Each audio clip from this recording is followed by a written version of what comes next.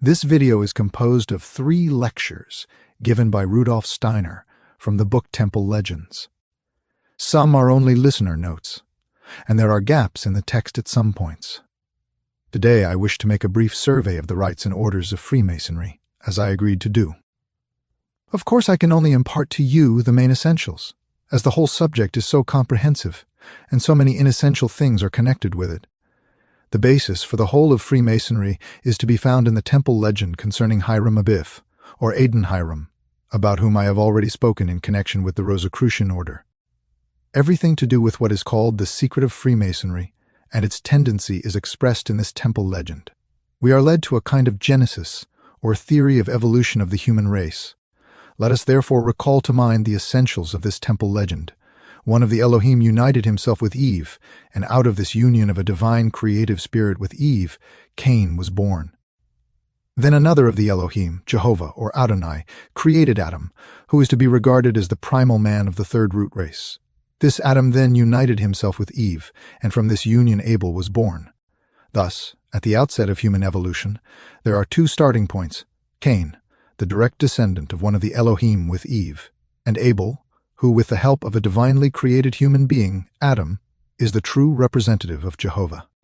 The whole conception underlying the creation story, according to the temple legend, is based upon the fact that there is a kind of enmity between Jehovah and everything that is derived from the other Elohim and their descendants, the sons of fire, this being the designation of the descendants of Cain according to the temple legend. Jehovah creates enmity between Cain and his race and Abel and his race. The outcome of this was that Cain slew Abel. That is the arch-enemy which exists between those who receive their existence from the divine worlds and those who work out everything for themselves. The fact that Abel makes the sacrifice of an animal to Jehovah, while Cain brings the fruits of the earth, is an illustration which the Bible gives of this contrast between the race of Cain and the race of Abel. Cain has to wrest from the earth with hard labor the fruits which are necessary for the sustenance of mankind. Abel takes what is already living, what has been prepared for his livelihood. The race of Cain creates, as it were, the living out of the lifeless. Abel takes up what is already alive, what is already imbued with the breath of life. Abel's sacrifice is pleasing to God, but Cain's is not.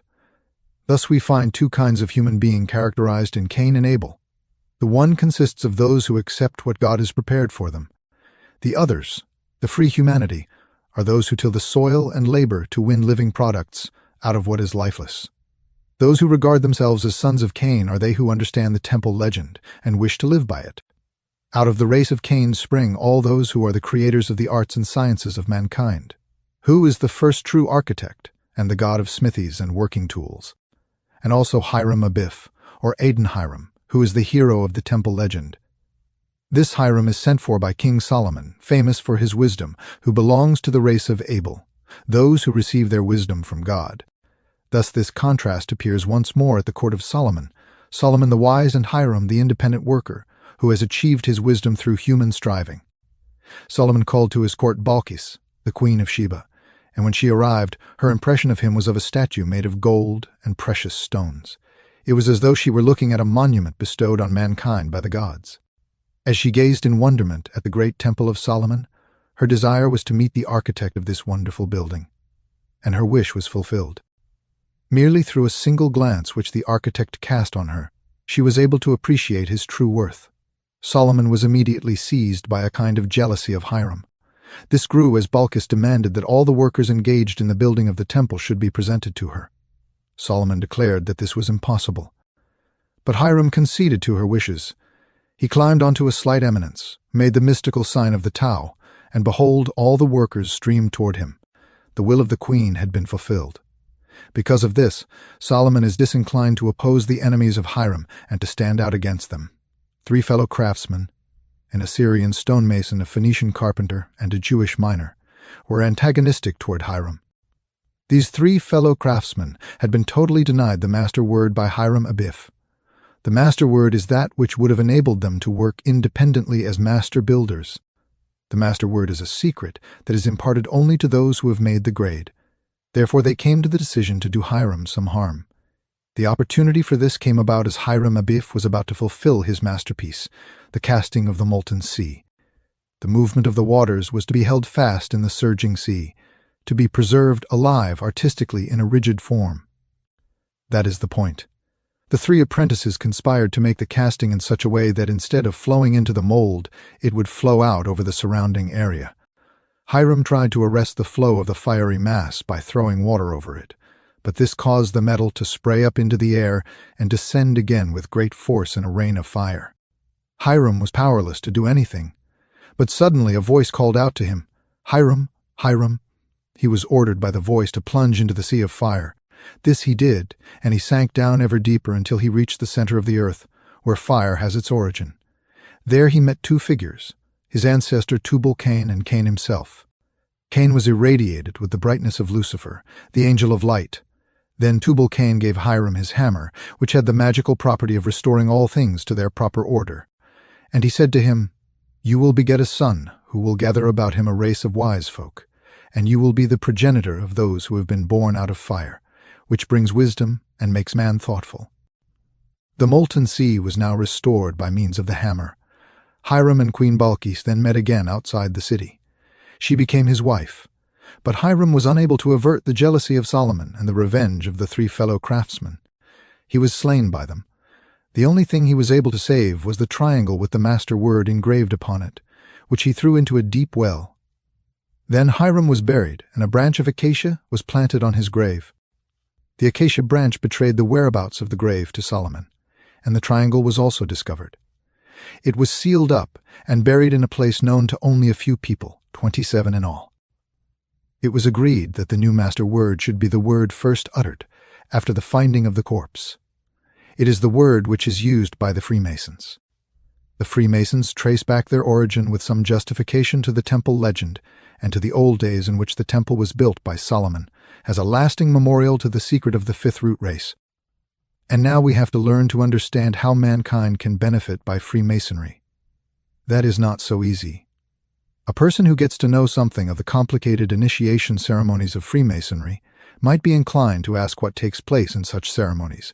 It is very trivial and petty. I will now describe to you the initiation ceremony of an apprentice wishing to join the order of craft masonry. It consists of 3 degrees: apprentice, fellow craftsman, and master mason. After these 3 degrees come higher degrees which lead the candidate into occult knowledge. I will now describe what happens to a novice about to be initiated into the first degree, that is, the degree of apprentice. When he is brought into the lodge building for the first time, he is led into a remote chamber by the brother warden and left for some minutes to his own thoughts. Then he is deprived of all metal he has about him, such as gold, silver, and other metals.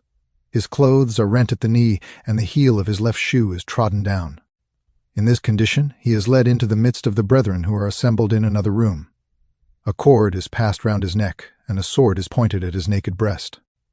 In this state he is confronted by the worshipful master, who asks him if he is still determined to undergo initiation. Then he is cautioned very seriously, and during the further procedures the meaning of the treading down of the heel and other procedures is explained to him. There are 3 things which he is obliged to forswear. If he is unable to forswear these 3 things, he will never be accepted as a Freemason.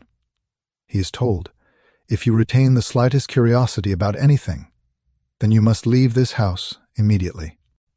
Secondly, if you should hesitate to acknowledge every one of your failings and mistakes, then you must leave this house immediately. Thirdly, if you are unable to rise in spirit above all things which differentiate one human being from another, then you must leave this house immediately. These 3 things are most strictly required from every candidate for initiation. Then a kind of frame is held in front of the candidate through which he is thrown. At the same time, an unpleasant noise is produced, so that he flies through the frame with the worst of feelings. In addition to this, they shout to him that he is being thrown into hell. At that same instant, the trap door is closed with a bang, and he is given the impression of being in very peculiar surroundings. His skin is then scratched slightly so that blood is made to flow, and at the same time a gurgling sound is made by those around him. This gives him the impression that he is losing a great deal of blood. After that, 3 hammer blows are struck by the worshipful master. What is said thereafter in the lodge must be treated in the strictest secrecy. It must be kept from a candidate to reveal it. His connection with Freemasonry would be changed. Just as the drink he is offered also changes, sweet from one side, bitter from the other, this drink is handed to him in an artfully constructed vessel, so that the drink is sweet from one side, but when turned around it changes to bitter. That is to symbolize how it will be for the candidate if he betrays the secrets. After these proceedings, he is led to a flight of stairs in a room which is very dimly lit. This staircase is so constructed that it moves, and thereby gives the impression that one has descended a long way, whereas one has really only descended a short distance. It is the same when the candidate falls. When he thinks he has fallen into a deep well, he has in reality only fallen a very short way. At this point, it is explained to him that he has arrived at a decisive moment. In addition to this, he is blindfolded again when he is by the staircase.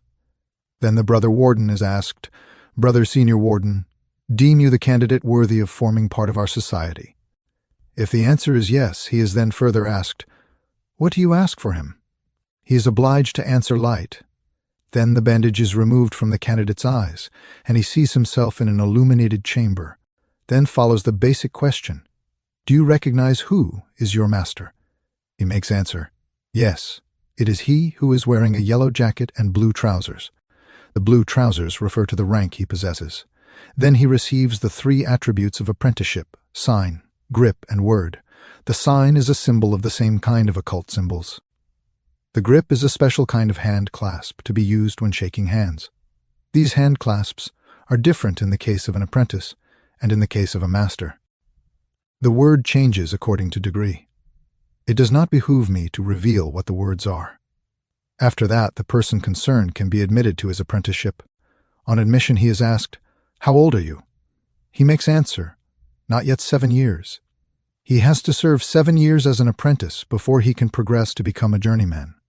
When someone has progressed so far that he is eligible for his master's degree, the initiation ceremony is somewhat more difficult.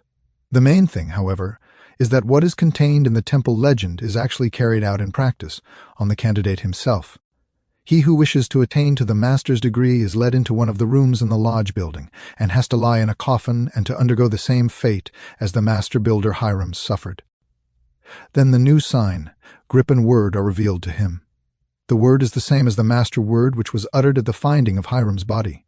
The signs by which a master is known are extremely complicated. Recognition is achieved with the help of many forms and gestures. The Freemasonry masters call themselves children of the widow.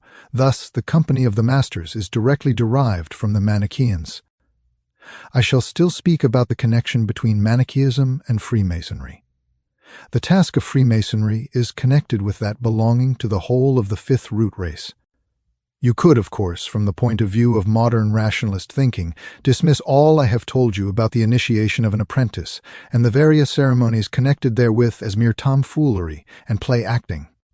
But that is not what it is. All the things I have mentioned are the outward symbolical enactment of ancient occult practices, which once took place on the astral plane through the mystery schools. Such proceedings, therefore, which take place symbolically among Freemasons, are carried out on the astral plane in the mystery temples. The initiation into the degree of a master, the lying in the coffin, and so on, is actually something which takes place on a higher level. However, in Freemasonry it only takes place symbolically. One could now ask, where does all this lead? A Freemason should be conscious of the fact that one should act on the physical plane in a way that will maintain a connection with the spiritual world. It makes a difference whether one is a member of a community that believes in symbols that help to create a higher community, or whether a Freemason need not necessarily have different thoughts from the man in the street. But his feelings are quite different. Feelings are connected with symbolic enactment. And it is not a matter of indifference whether or not a feeling of this kind is aroused, because it corresponds with a certain rhythm on the astral plane. The meaning behind the first part of the ceremony, the taking away of metal objects, is that the candidate should not retain about his person anything which he has not produced by his own labors. A feeling for this is necessary. For anyone who has had his attention drawn to the significance of symbols, he should also retain an enduring memory of the tearing of the trousers at the knee. He should think upon the fact that he ought to present himself in life as if he were appearing completely naked in the eyes of his fellow men. In like manner, the treading down of the heel should act as a constant reminder that even though he may be strong as far as Freemasonry is concerned, he nevertheless is made vulnerable through his heel of Achilles. All subsequent parts of the ceremony have basically a meaning of this kind, particularly in the case of the eerie feeling which is engendered when a cold, sharp-edged sword is laid against his breast. That is a feeling which persists for a long time and becomes focused in a suggestion which returns to his mind at important moments and reminds him that he should develop a kind of cold-blooded attitude. Cold-bloodedness should be the suggestion he receives. Complete responsibility for his own actions is what is symbolized by the cord laid about his neck, which can be drawn tight at any moment. Presence of mind is suggested by the procedures connected with trapdoors, moving stairways, etc. Those are procedures which take place quite differently in the mysteries because they are performed on the astral plane. The candidate must then take the oath. Everything about him is horrible, dark, the room only lit by 1 or 2 tiny flames. I want you to consider this oath in its full portent. I hereby swear that by word, sign, and grip, I shall never disclose anything which is henceforth revealed to me within this life. Should I betray any of the secret, I will allow any of the brethren who may get to know about it to slit my throat and wrench out my tongue. That is the oath of the apprentice. Still more dreadful is the oath of the journeyman, who consents to have his breast cut open and his heart torn out and thrown to the birds. The oath which the master has to swear is so terrible that it cannot be repeated here. These things are used as a means of evoking a certain kind of rhythm in the sensations of the astral body. The result of this is that the spirit is influenced intuitively. This influencing of the spirit was the main purpose of the Masonic initiation in ancient times. Freemasonry is really very ancient. The Freemasons of old were actually stonemasons. They performed all the duties of a mason. They were the builders of temples and public buildings in ancient Greece, where they were known as the Dionysia. The building work was carried out in the service of the temple of Dionysus. In Egypt, they were the builders of the pyramids. In ancient Rome, the builders of cities, and during the Middle Ages, they built cathedrals and churches. After the 13th century, they also began to build independently of the authority of the church. At this time, the expression Freemason came into use. Before that, they were under the authority of the religious communities and were the recognized architects. Let us take our start from the fact that the Freemasons were the builders of the pyramids, of the mystery temples, and of the churches. You will easily gain the conviction, especially by reading Vitruvius, that the manner in which architecture was formerly studied is quite different from our present method. One did not study it at that time by making calculations, but instead, definite intuitions were imparted by means of symbols. If you read in the title Lucifer how the Lemurians developed their building capacity, you will get an inkling of the way in which this art was then practiced. It is not possible today to build in that manner. With amazement and wonder we behold the buildings of the ancient Chinese and of the Babylonians and Assyrians, and know that they were constructed without a knowledge of our present-day mathematics. We behold a wonderful engineering feat of Lake Moeris in Egypt, a lake which was constructed to collect water which could be diverted into irrigation channels in times of need. It was not built with our modern engineering techniques. The wonderful acoustic effects produced in old buildings were achieved in a way which modern architects are not yet able to imitate. At that time, men were able to build by means of intuitive faculties, not through rational understanding. The whole of this kind of architecture stood in relationship to a knowledge of the universe. If you take the Egyptian pyramids, for instance, their measurements correspond to certain measurements in heavenly space, to the distances of the stars in space. The whole configuration of stellar space was depicted in these buildings. There was a connection between the individual building and the dome of heaven. The mysterious rhythm presented to our gaze when we behold the starry heavens, not just with our outer sense, but with an intuitive gaze which penetrates to higher relationships, to rhythmical relationships. That was what the original architects included in their building, because they were building out of the universe. This art of building was taught in a fashion as different from our own as the teaching of the art of medicine among certain primitive tribes today differs from our own. Our teaching today stems from the intellect. In primitive tribes, the doctor is not trained like our doctors, but had certain occult forces developed in him. He has to undergo a bodily training that would be horrible for anybody of a nervous or weak disposition living in our modern culture. This training teaches him indifference to joy and pain, and he who is indifferent to these is already in possession of occult powers. The extent to which the astral body could originally be trained was so great that it led to the development of powers which were designated as the Royal Arch, which is an art derived from the mighty symbols of heavenly proportions. Now you will have an idea of what Freemasonry used to be, and you will realize that it had to outgrow its real task. It was bound to lose its significance as the world became rationalistic. It had its meaning when the fourth cultural epoch was still being developed. The fifth epoch brought about the loss of its importance. Today, Freemasons are no longer Masons. Anybody can become a member. For occultists, symbols have a real meaning. A symbol that is merely a symbol, merely a copy or image, has no meaning. There is only significance in what can become a reality, in what can become a living force.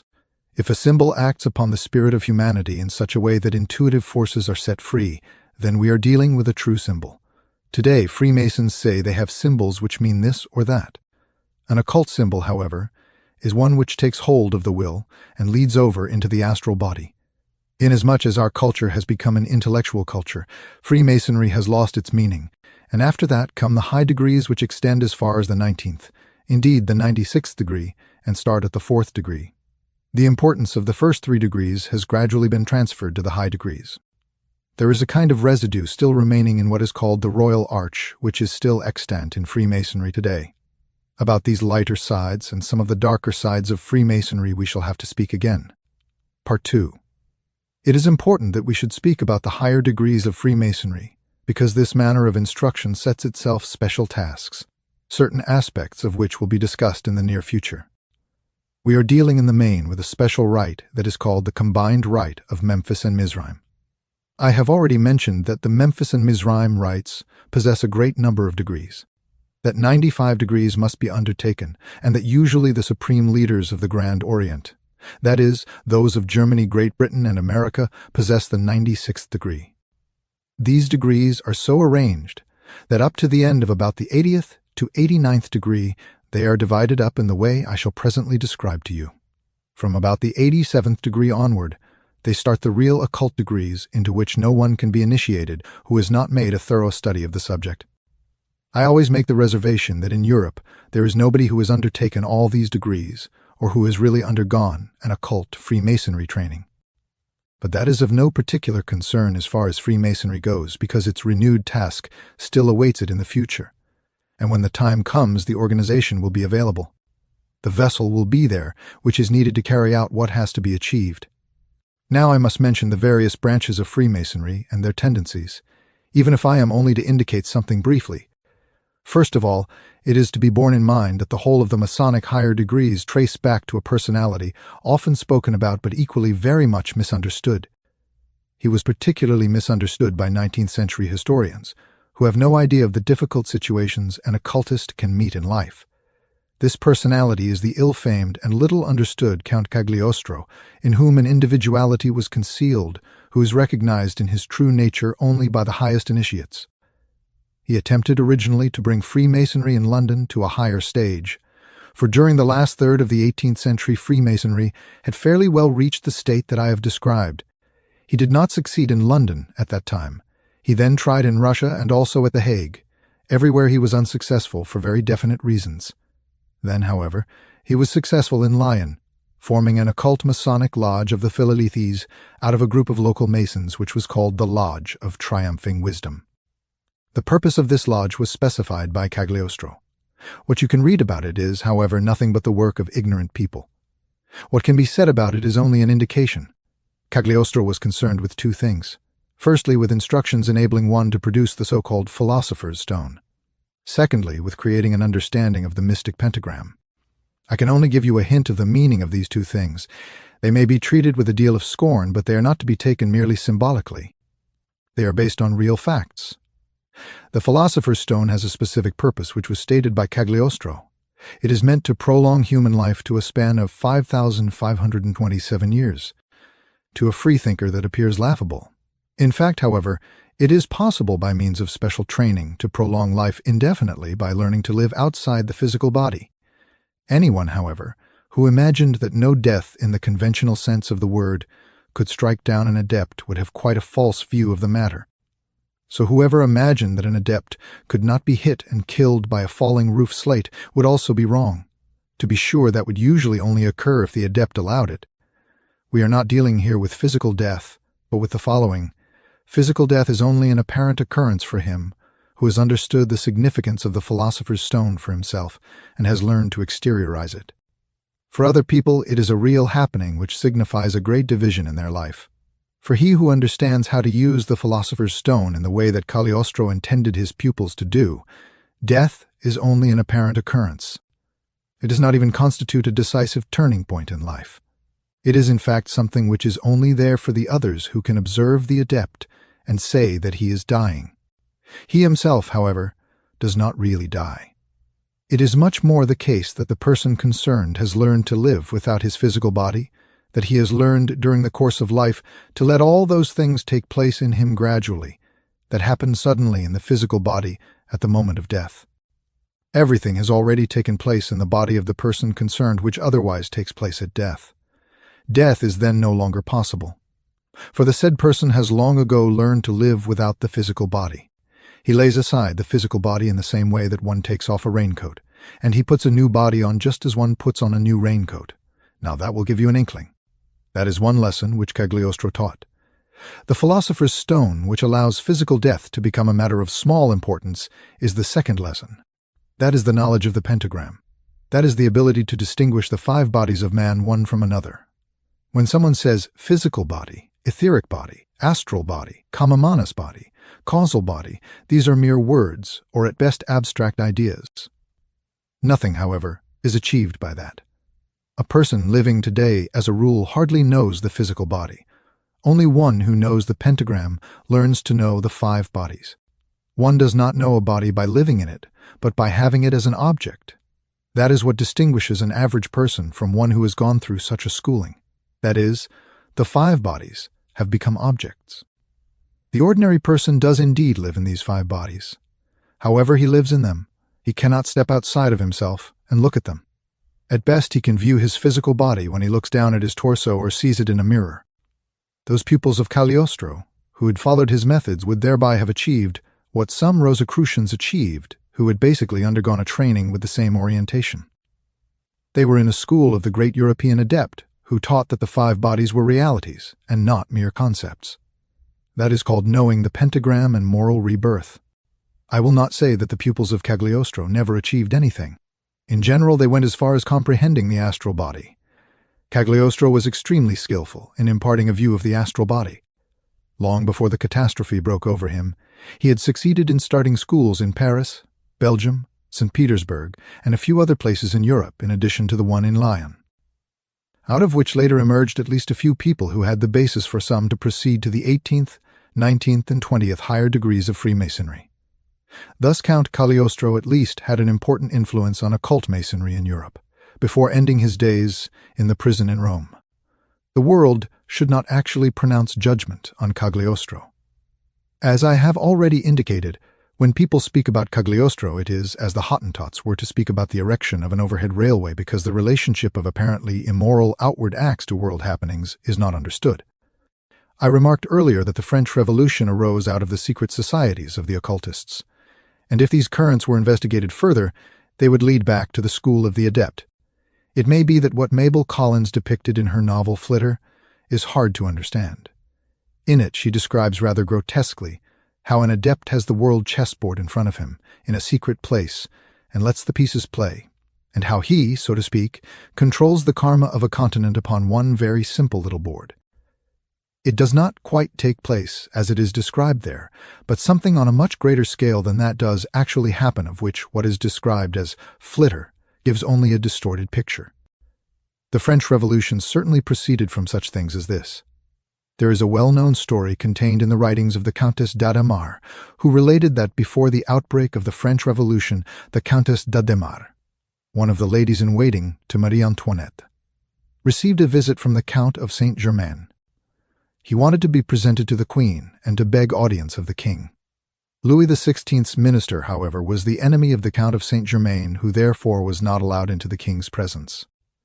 But he described to the Queen with great accuracy and detailed the major perils that were looming ahead. Regrettably, however, his warnings were ignored. It was on that occasion that he uttered the great saying which was based on truth: "Those who sow the wind shall reap the whirlwind." and he added that he had uttered this saying millennia previously, and it had been repeated by Christ. Those were words which were unintelligible to the ordinary person. That the Count of Saint Germain was right, I will only add a few more touches which are quite correct. In books about the Count of Saint Germain you can read that he died in 1784 at the court of the Landgrave of Hesse, who later became one of the most advanced German Freemasons. The Landgrave nursed him until the end, but the Countess d'Adhemar recounts in her memoirs that he appeared to her long after the year 1784, and that she saw him 6 more times long after that. In reality, he was at that time in 1790 with some Rosicrucians in Vienna, and said, which is perfectly true, that he was obliged to retire to the Orient for the span of 85 years, and that after that time people would again become aware of his activity in Europe. The year 1875 is that of the founding of the Theosophical Society. These things are all connected together in a certain way.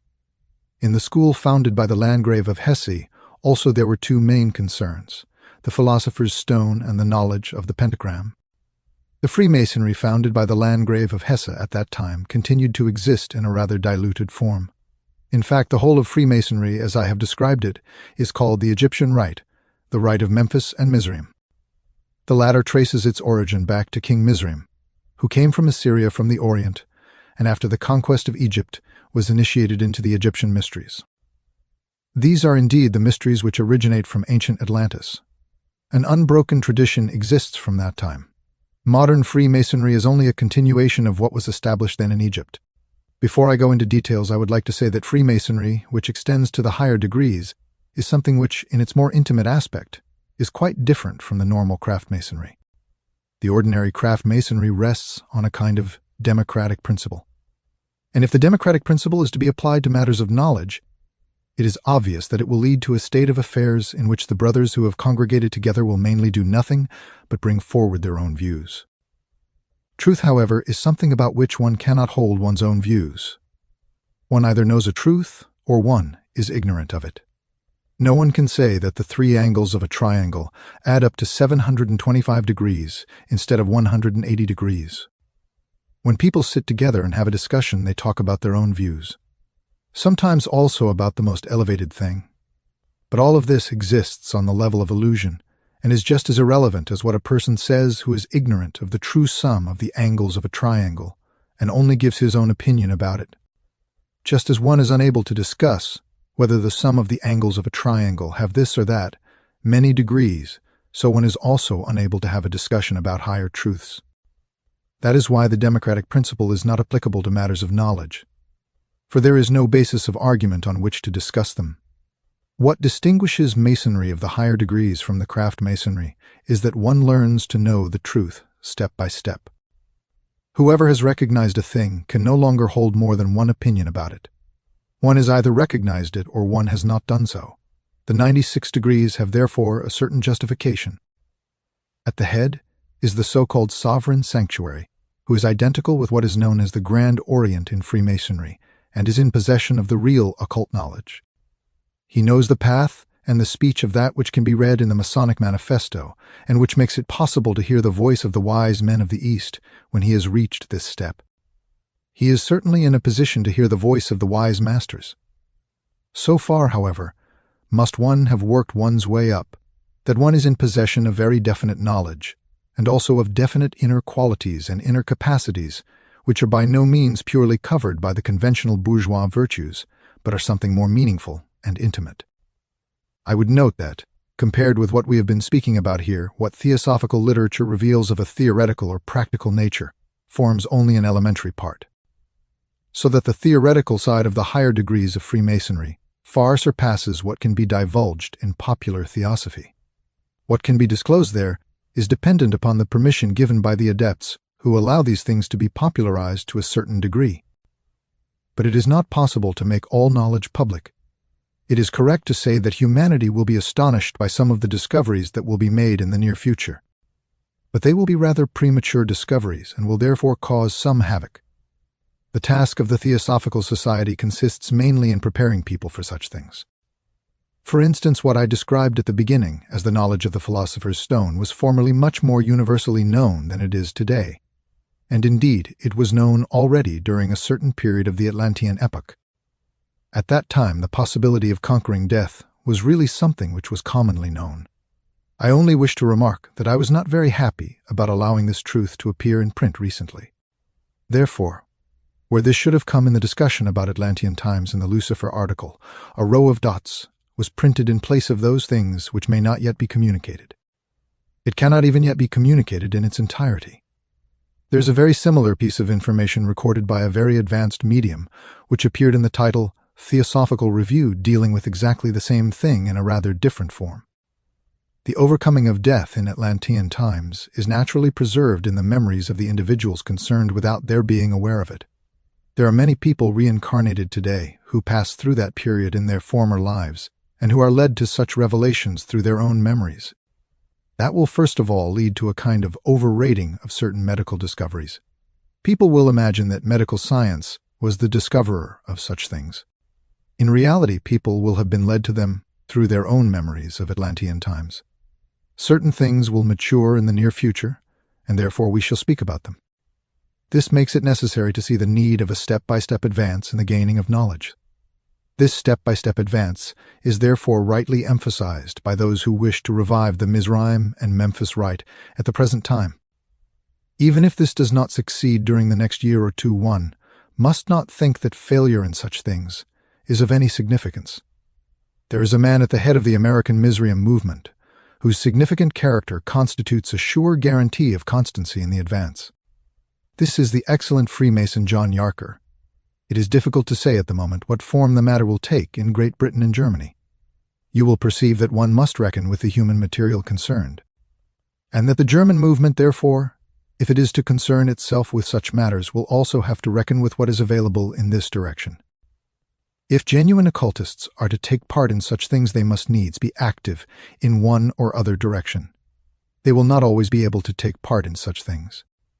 Even the masters, when they prescribe something of this kind, have to take their cue from occult universal laws. If therefore you hear something concerning the German Misraim-Memphis tendency, you should not imagine that this now has significance for the future. It is only the frame into which a good picture may later be put. This German Misraim order stands under the overall guidance of a certain Rius, who holds the actual leadership in Great Britain and Germany today. Then the well-known Karl Kellner also works in this direction. The actual literary work is in the hands of Dr. Franz Hartmann, who serves the Misraim rite with his pen to the very utmost. That is as much as I can impart to you in this or that fragment from here or there concerning this movement.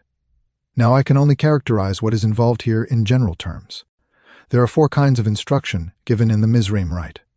The 96 degrees can therefore be achieved through 4 different kinds of instruction or disciplines. These 4 disciplines, by means of which one advances, are the following. First, the so-called symbolic instruction or discipline. By means of this, certain symbols can be recognized as facts. The person concerned is instructed in the occult laws of nature, through which quite definite effects are produced through cyclic movements in humanity. The second kind of instruction or discipline is the so-called philosophic one. It is the Egyptian Hermetic discipline. It consists of a more theoretical kind of instruction. The third kind of instruction is the so-called mystical discipline, which is based more upon inner development, and which, if rightly applied, would lead above all else to the appropriate manipulation of the philosopher's stone, that is, to the overcoming of death. That is essentially expressed in one of the sentences which I read out to you, which stated that by means of Freemasonry, everyone is able to convince himself of the fact of immortality. It depends, however, as the Kabbalah says, whether this is requested or not. The fourth kind of instruction is the Kabbalistic one. It consists in the recognition of the principles of world harmony in their truth and reality. The 10 basic, by means of each of the 4 paths one can rise to a higher perception through the Misraim rite. But there is actually no one within the ranks of Freemasonry today who would accept the responsibility of giving practical guidance to anyone, because those concerned have not undergone these things themselves. And the whole affair is a provisional arrangement and only intended to provide a framework for something which is still to come. It is possible that this framework will be filled with occult knowledge. Occult knowledge has to be cast in existing molds. The important thing is that such molds exist in the world. If there is molten metal and no mold into which to pour it, you are unable to do anything but let it run out in one lump. So it is also with spiritual currents. It is important that molds exist into which can be poured the spiritual metal. that is symbolized by the molten sea. That will become recognized when what is now seemingly only vegetating receives form for outward manifestation. Last time I read to you from a speech by the English Prime Minister Balfour. From that, then it is already noticeable that certain things are physical truths today that are in primeval occult perceptions. If you read Blavatsky's The Secret Doctrine, you will find there a passage relating to electricity which expresses word for word what physicists are now gradually arriving at. What is written there is, however, only a hint at what is actually involved. It is the physical atom that is in question. This was misunderstood by all outward but not occult science until 4 or 5 years ago. It was taken to be a body having mass in space. Nowadays, one is beginning to recognize that this physical atom bears the same relationship to the force of electricity that a lump of ice bears to the water from which it has been frozen. If you conceive of water becoming frozen to ice, so is the ice also water. And in like manner, the atom of physics is nothing else but frozen electricity. If you can grasp this point completely, and were to go through the statements about the atom contained in all the scientific journals until a year or two ago, and were to regard them as rubbish, you will have more or less the right idea. It is only very recently that science has been able to form a conception of what the atom is. It stands in the same relationship to electricity as ice does to the water out of which it has been frozen. The physical atom is condensed electricity. I regard Balfour's speech as something of extreme importance. It is something which has been published since 1875. The fact has been known to occultists for millennia. Now one is beginning to realize that the physical atom is condensed electricity. But there is still a second thing to be considered, what electricity itself is. That is still unknown. They are ignorant of one thing, namely, where the real nature of electricity must be sought. This nature of electricity cannot be discovered by means of any outer experiments or through outer observation. The secret which will be discovered is that electricity, which one learns to view from a particular level, is exactly the same as what human thought is. Human thought is the same thing as electricity viewed one time from the inside, another time from the outside. Whoever is now aware of what electricity is knows that there is something living within him which in a frozen state forms the atom. Here is the bridge from human thought to the atom. One will learn to know the building stones of the physical world. They are tiny, condensed monads, condensed electricity. In that moment, when human beings realize this elementary occult truth about thought, electricity, and the atom, in that same moment they will have understood something that is of the utmost importance for the future and for the whole of the 6th post-Atlantean epoch. They will have learned how to build with atoms through the power of thinking. This will be the spiritual current which will again have to be cast in the molds that have been prepared for it by occultists over millennia. But because the human race had to pass through the era of the development of understanding and to look away from the true inner work, the molds have become mere shells. But they still retain their function as molds, and the right kind of knowledge will have to be poured into them. The occult investigator obtains his truth from the one side, the physical scientist from the other. Just as Freemasonry has developed out of working masonry out of the building of cathedrals and temples, so one will in future learn to build with the smallest of building blocks with entities of condensed electricity. That will call for a new kind of masonry. Then industry will not be able to carry on anymore as it does today. It will become so chaotic and will only be able to work purely out of the struggle for existence per se. As long as man does not know what has to be poured into these husks in the way of thought, then it would be possible for someone in Berlin to drive into the city in a cab while in Moscow a disaster which he had caused was taking place, and nobody at all would have any inkling that he had been the cause of it. Wireless telegraphy is the beginning of this. What I have portrayed is in the future. There are only 2 possibilities available. Either things go on chaotically as industry and technology have done until now, in which case it will lead to whoever has the possession of these things being able to cause havoc, or else it will be cast in the moral mold of Freemasonry. Then the highest development will be achieved. There is a question. Why is the Catholic Church so antagonistic toward Freemasonry? Answer from Steiner. The Catholic Church does not want what is coming in the future. Pius IX was initiated into Freemasonry. He tried through the chapter of Clermont to bring about a connection between the Jesuits and the Freemasons. That did not succeed, and therefore the old enmity between these two remains. Our Jesuits know little about these things, and the clergy are also unaware of what is involved. The actual clergy, the Trappists, have to keep silent, for it is known that by doing so, an important faculty of inspired speech in the next life is implanted. That is indeed only to be understood through a knowledge of reincarnation. Part 3. Last time I spoke about Freemasonry, and today I wish to add something to that. I should like you to consider that I am in a different position with regard to Freemasonry than to the other subjects we have spoken about, or which we still intend to discuss, as I usually only speak about things of which I have personal experience. In the present instance, I should stress to you that I am speaking to you as a non-Mason and only from a theosophical point of view, whereas to do full justice to the subject of what Freemasonry really is, it should be treated by one who is himself a Freemason. He would not do this, but this is for other reasons which it is best not to discuss. At the same time, I would request that you treat what I have to say with reserve. When I said to you that only a Freemason himself could speak about what it really represents in its innermost core, so I would beg you to take into account that in spite of that there is probably no such Freemason in existence in the whole of Europe. This may strike you as odd, but it is so. Since the 18th century, Freemasonry has been in a very peculiar stage of its development, and I would ask you to regard everything I told you about it last time as being applicable to what it probably would have been like if it had remained as it was in the 16th or 17th centuries. As this is not the case, Freemasonry is, so to speak, only a kind of husk devoid of its true content. It can be compared to a petrified plant which is no longer the same as what constituted the plant, but is a crust or shell made up by something else. The ordinary craft masonry does not come into consideration where the things we are going to discuss are concerned. For this craft masonry, with its 3 degrees of apprentice, journeyman and master, took its start from the Charter of Cologne in 1535. Today it is not really anything more than a union for mutual stimulation with regard to higher education and schooling. A union for the purpose of mutual support and stimulation among its members. It is true that these first 3 degrees are, as it were, only the last remaining vestiges of the original 3 degrees of Freemasonry, and if the ceremonies were to take place, as in former times which they do not then apprentice, journeyman and master would be initiated in the way I described last time. The regulations are certainly that they should take place in this way, but only a few people know that these regulations exist, and still fewer know the meaning of these things. Everything I have told you about the effect of these ceremonies on the astral plane is something of which craft masonry has no clear understanding. Now both the British and also the St. John lodges in Germany possess these 3 degrees which I have named. They are actually all in the same state as I have just described, but the possibility is there within these 3 degrees through the very fact that the symbols exist of penetrating through them to the deeper wisdom which underlies them.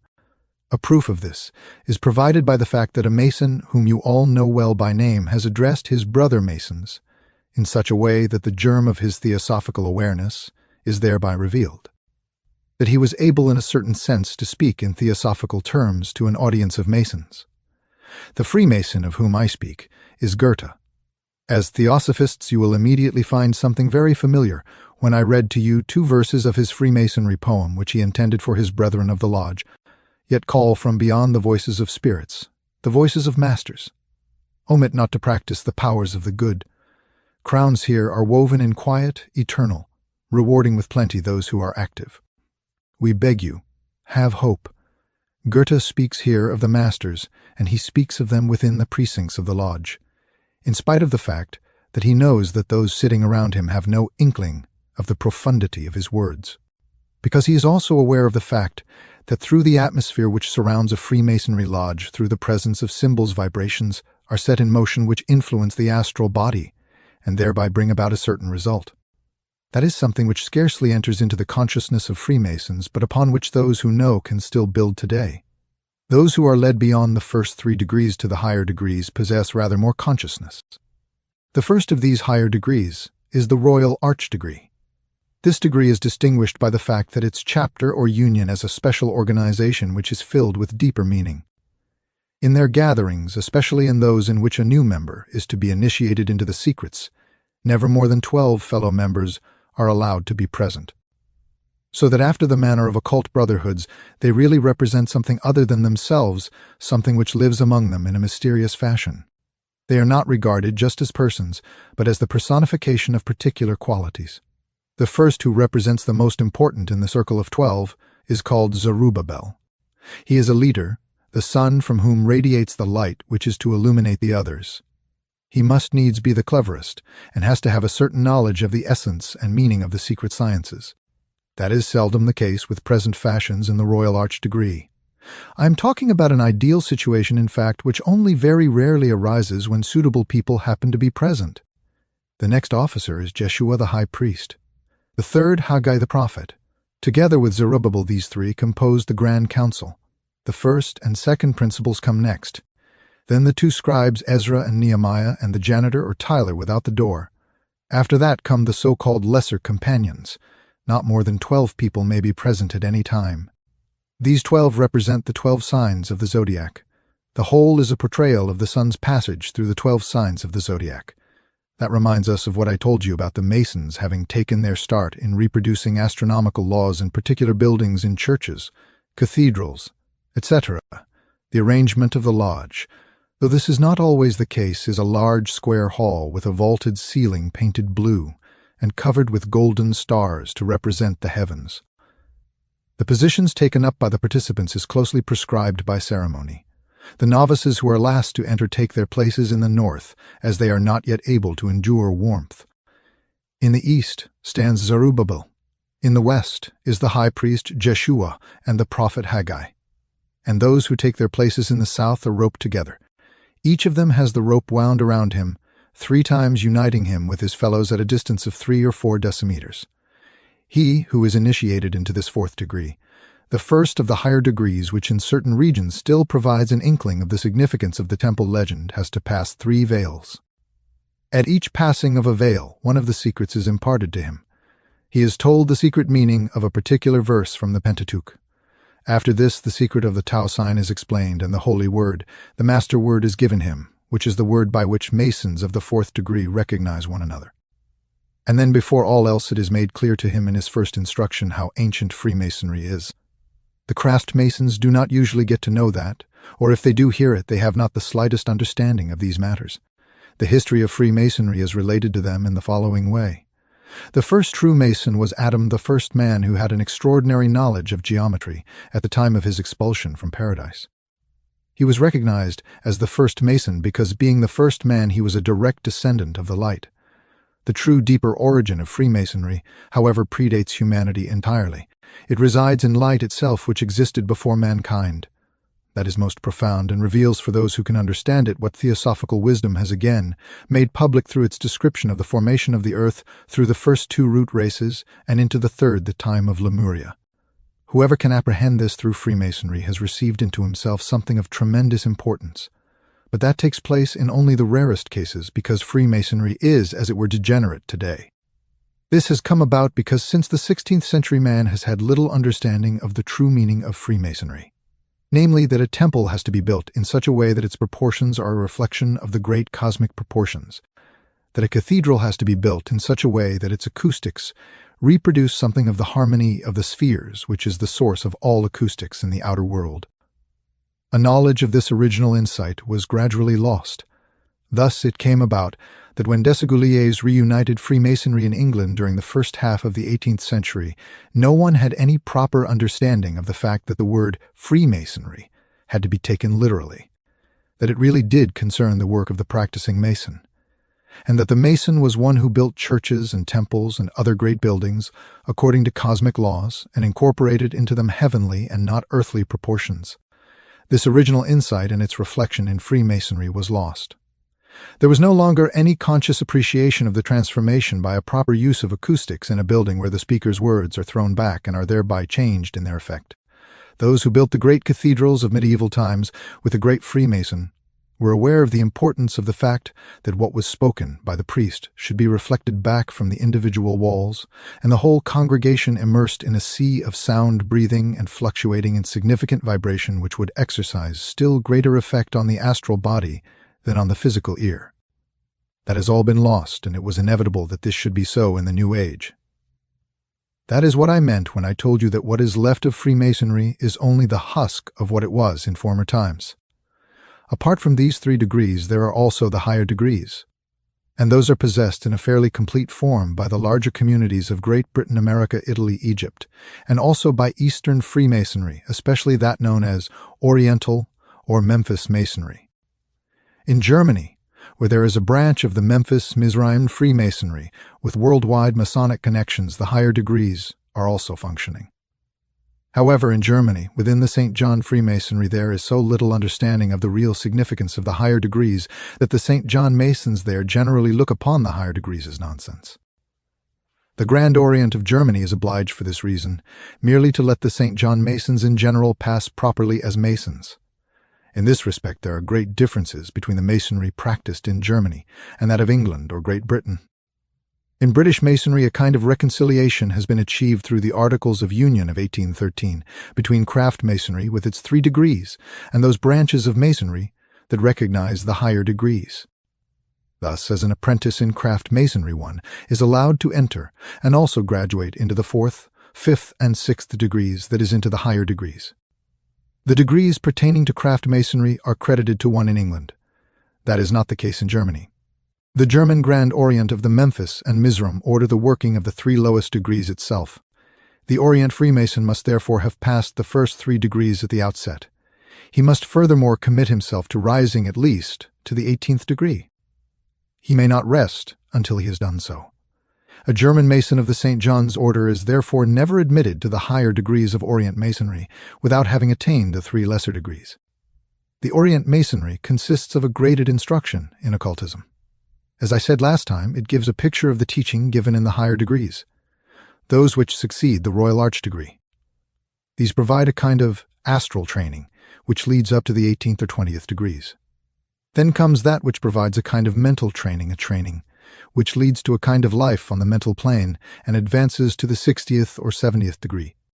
Lastly comes the highest training of all, the most profound occult instruction which can be undertaken in the Grand Orient, up to the 96th degree. There are only very few in Germany who have advanced to the 96th degree. But in spite of everything, there is something in all this which will presently prove to you how little is left in present-day Masonry of what it formerly encompassed. The most interesting point is that those who have progressed to the 96th degree have not always been through a Masonic training, and that there is scarcely anyone at all who has completed the whole gamut of the training. There are indeed a few who have higher degrees. They have been invested with the 3rd or the 33rd or the 96th degree. But those who possess these distinctions have not gained them through Masonic training, but through other occult institutions. And they have allowed their knowledge to be used to bring about the redemption of Freemasonry. If someone has attained to the 96th degree, it has not been achieved through Masonic training. Bluntly, it is considered that in this respect Freemasonry is indebted to the occult training of other schools. In this sense, we have to interpret the manifesto which has been given by the Grand Orient of the Memphis-Misraim Rite as a kind of ideal document. I will read it to you with 1 or 2 explanations. What is given here must not be construed as though it could be put into practice in the present day. It must be pointed out today that no Freemason, not even one who has the 96th degree, would take responsibility for taking another Freemason through these prescriptions, since he himself has not undergone them. Concerning the secrets of the higher occult degrees of our order, a manifesto of the Grand Orient. One of the secrets belonging to the highest degree of our order consists in providing the appropriately conditioned brother with the practical means of erecting the true Temple of Solomon within man, of restoring the lost word. That is, our order provides the initiated and selected brother with practical means enabling him to gain proof of pure immortality during his present earthly life. That is one of the points that are of utmost importance. The next point is one that exists in all centers of occult training. No calling up of spirits or spiritualistic activities. Anyone who practices spiritualism is strictly excluded. This secret is one of the true Masonic secrets and rests solely in the possession of the higher occult degrees of our order. It has been handed down by word of mouth in our order from the ancestors of all true Freemasons, the wise men of the East, and will only be transmitted by us in like manner. Naturally, however, the success of this practical instruction for the attainment of this secret again depends entirely on the candidate himself.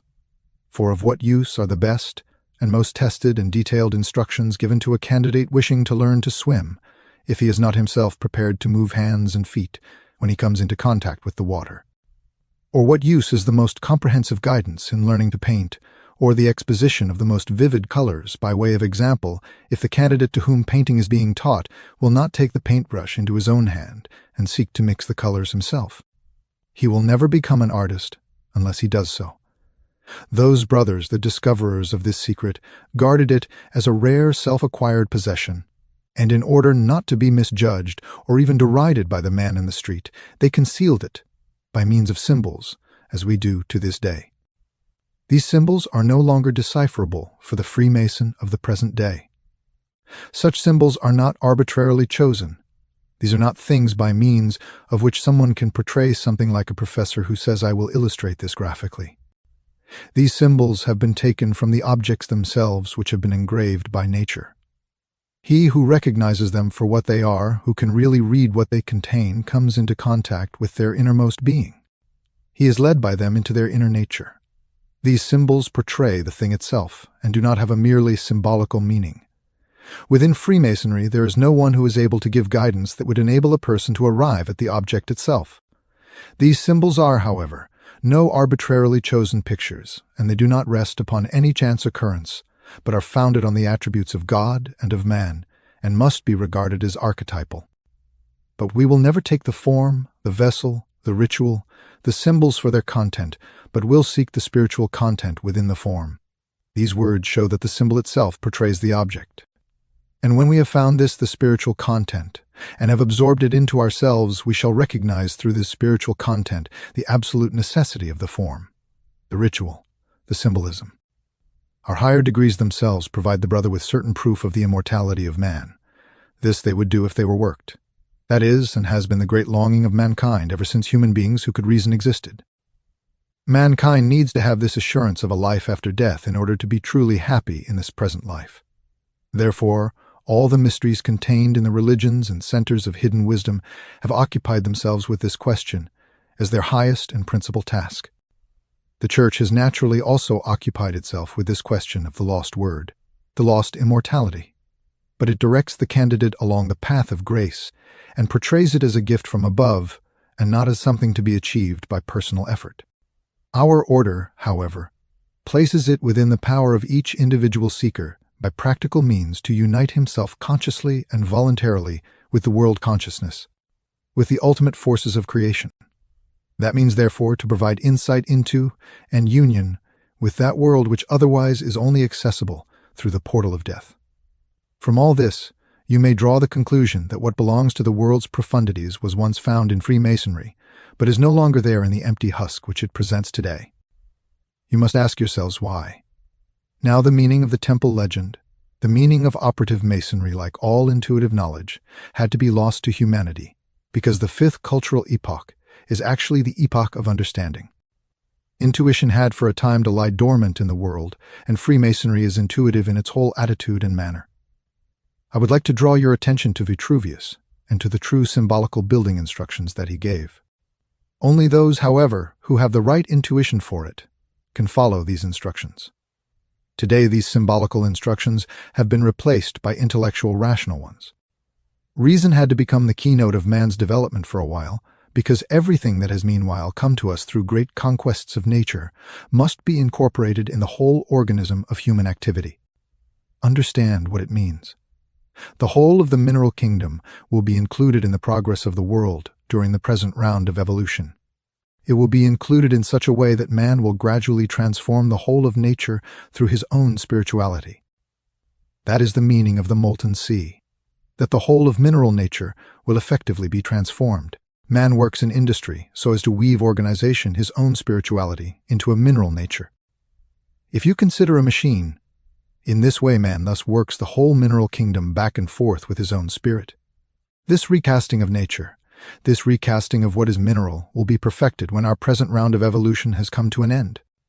The whole of mineral nature will then have been changed. Man will have put his stamp on it, just as he imprints his stamp on a quantity of metal when, for example, he fashions a watch. Thus, when a new round of evolution begins, the mineral kingdom can be sucked in, absorbed in order completely to finish the development in this sphere. The whole way of thinking that has gripped man since the 16th century must be carried right into the atom. Thus, only when reasoned thinking can grasp the atom can Freemasonry again revive.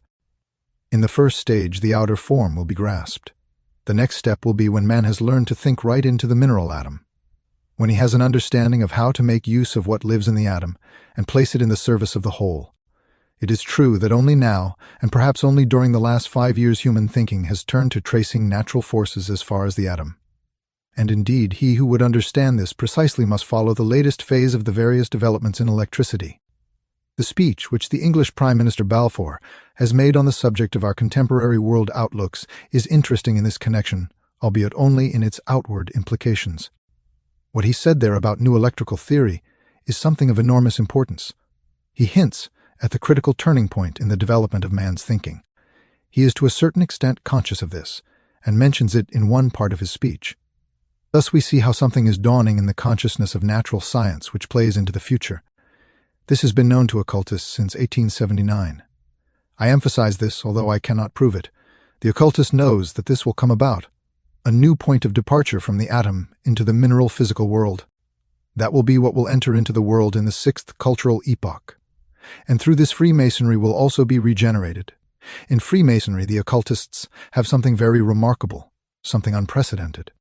For it has something primeval in its foundation. It belongs to the most ancient of traditions which has preserved almost 100 degrees in a precisely specialized structure. In spite of the fact that it has lost nearly all of its content, and that none of those belonging to it in Europe are able to form an adequate conception of it. But still, the thing is there, and one will only need to fill the whole outer husk with new content. The thing is there, waiting to be brought to life again. Now there are some points from the subsequent discussion. Steiner, Rites of Memphis, Oriental Rites, and Grand Orient Rites. A conference of occultists discussed whether the occult doctrine could be made public or not. From that, it became clear that there are two tendencies, a left and a right tendency, one which is free-thinking and one which is conservative.